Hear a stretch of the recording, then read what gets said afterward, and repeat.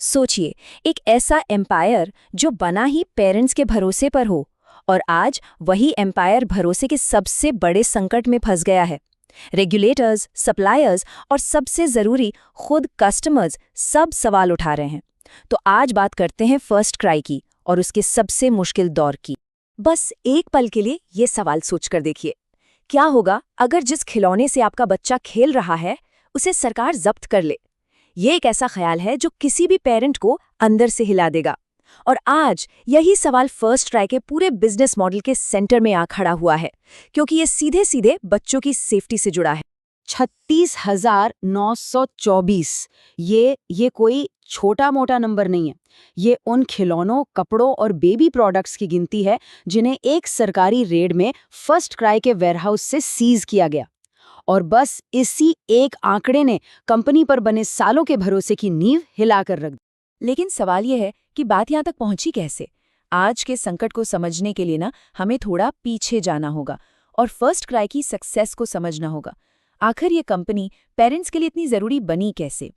जवाब छिपा है इंडिया के एक बहुत बड़ी प्रॉब्लम में, एक ऐसी प्रॉब्लम जिसे फर्स्ट क्राई ने सॉल्व कर दिया था। उनका फॉर्मूला कह सकते हैं 3 स्टेप्स में कमाल कर गया।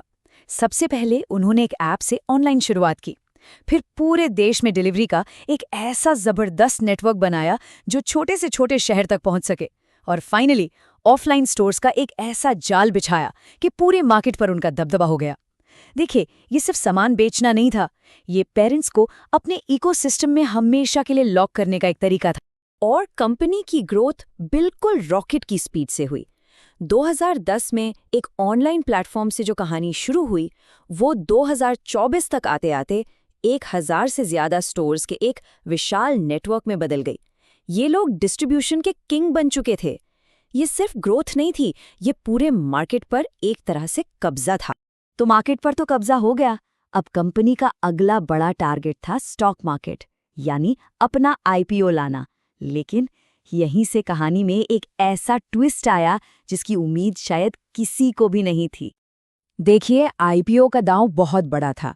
गोल सिर्फ पैसा कमाना नहीं था, टारगेट था मार्केट ने अरबों की वैल्यूएशन, बिजनेस को और बड़ा करने के लिए फ्रेश कैपिटल और एक पब्लिक कंपनी के तौर पर वो पहचान जो उन्हें हमेशा के लिए इंडस्ट्री का लीडर बना दे।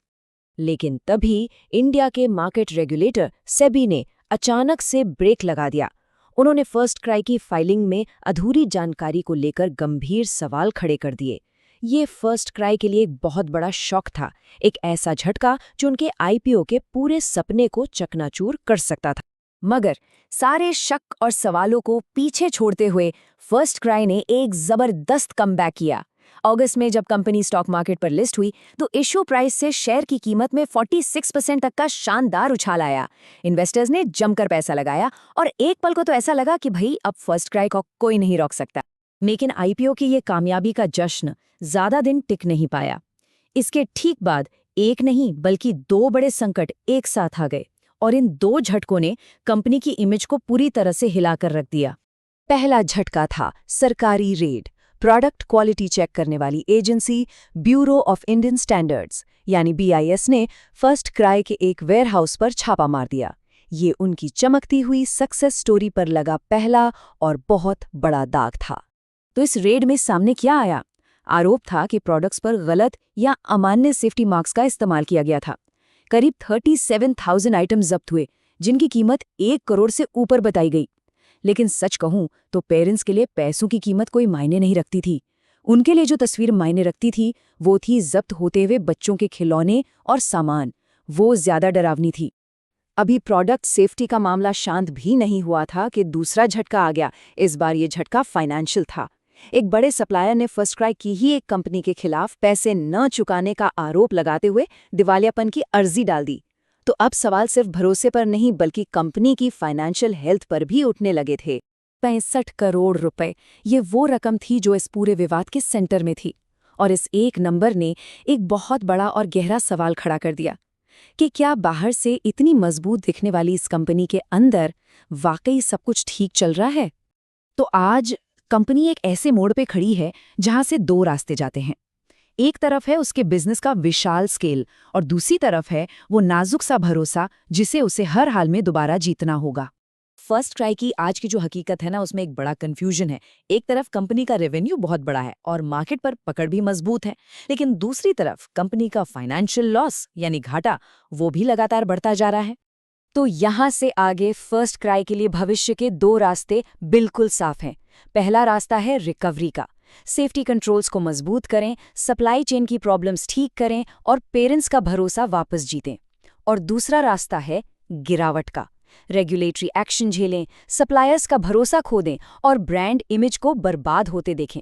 क्योंकि जो ब्रांड भरोसे पे बनता है ना, उसके लिए कोई बीच का रास्ता नहीं होता। और आखिर में सबसे बड़ा सवाल बस एक ही बचता है। फर्स्ट क्राई का फ्यूचर अब रेगुलेटर्स या इन्वेस्टर्स के हाथ में नहीं है, बल्कि सीधे उन पेरेंट्स के हाथ में है जिनके लिए ये कंपनी बनी थी। और अब फैसला उन्हें ही करना है कि क्या इस ब्रांड पर दोबारा भरोसा किया जा सकता है। ये सोचने वाली बात है।